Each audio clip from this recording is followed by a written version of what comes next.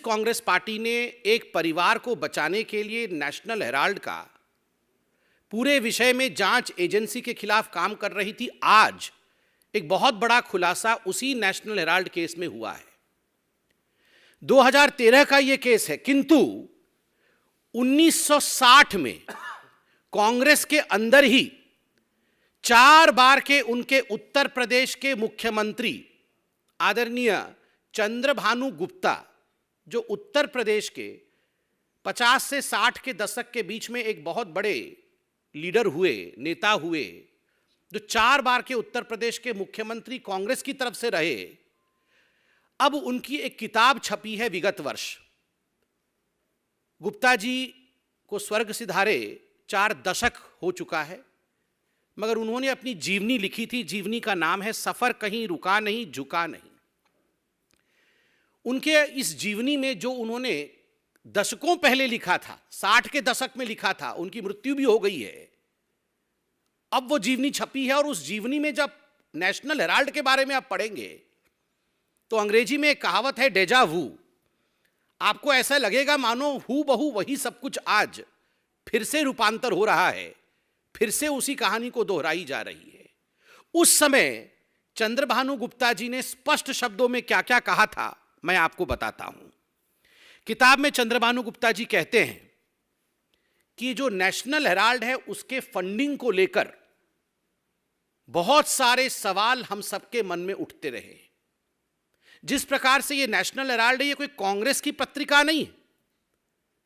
चंद्रभानु गुप्ता जी कहते हैं ये कोई स्वतंत्रता संग्रामियों के लिए या भारतवर्ष की कहानी को प्रतिपादित करने की कोई अखबार नहीं है। ये अखबार जो है ये केवल नेहरू, जवाहरलाल नेहरू और इंदिरा गांधी को महिमा मंडित करने के लिए है, और इसके लिए जो फंडिंग की जाती है उसमें गड़बड़ है। यहां तक चंद्रभानु गुप्ता कहते हैं कांग्रेस के 60 की दशक में कि यदि कोई इन्वेस्टिगेटिव एजेंसी, कोई जांच एजेंसी नेशनल हेराल्ड पे जांच खोल ले और उसके पैसे के विषय को अगर देखना शुरू कर दे तो बहुत बड़ा खुलासा, a big exposé will happen, बहुत बड़ा खुलासा हो जाएगा। आप सोचिए, ये जो परिवार है नेहरू परिवार, ये परिवार तब भी भ्रष्टाचारी है, तो ये भ्रष्टाचार इनको विरासत में मिली है। ये केवल सोनिया जी और राहुल जी भ्रष्टाचारी है ऐसा नहीं है, विरासत में परिवार में भ्रष्टाचार चला आ रहा है। और इसका जो खुलासा है ये चंद्रभानु गुप्ता जी करते हैं, उनके खुद के 4 बार के मुख्यमंत्री करते हैं। उसमें कहते हैं कि उस समय भी ये बहुत ध्यान देने योग्य विषय है, गलत तरीके से नेशनल हेराल्ड ने कांग्रेस से पैसे लिए। जो पैसे लोगों ने कांग्रेस पार्टी को दिए थे, चंदा में दिए थे, डोनेशन में दिए थे, उस पैसे को नेशनल हेराल्ड में लगाया गया। सोच के देखिए, आज भी 90 करोड़ रुपए का विषय चल रहा है कि किस प्रकार से करोड़ों रुपए कांग्रेस पार्टी से गलत तरीके से, असंवैधानिक तरीके से, इलीगल तरीके से money was siphoned from the Congress party to the National Herald and from National Herald back to the mother and the son duo, the company called as Young India.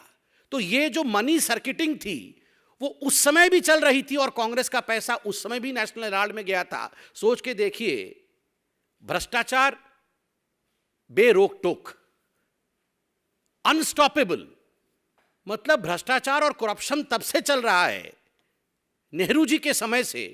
और आगे चंद्रभानु गुप्ता लिखते हैं कि नेहरू जी को इस पूरी कंपनी का डायरेक्टर बनना था, इसलिए किस प्रकार से उन्होंने कई बड़े नेताओं का नाम लिखा है, पुरुषोत्तम दास टंडन, शिव प्रकाश गुप्ता, आचार्य नरेंद्र देव और खुद चंद्रभानु गुप्ता, कि हमें फोर्सफुली अपने जो शेयर्स थे उन्हें बेचने पड़े ताकि नेहरू जी के पास 100 शेयर आ जाएं और वो कैसे भी येन केन प्रकारेण डायरेक्टर बन जाए ताकि कंट्रोल उनके पास चला जाए। और अगर कोई इन्वेस्टिगेटिव एजेंसी नेशनल हेराल्ड को इन्वेस्टिगेट कर लेगी तो बहुत बड़ा खुलासा होने वाला है। ये 60 के दशक में चंद्रभानु जी ने कहा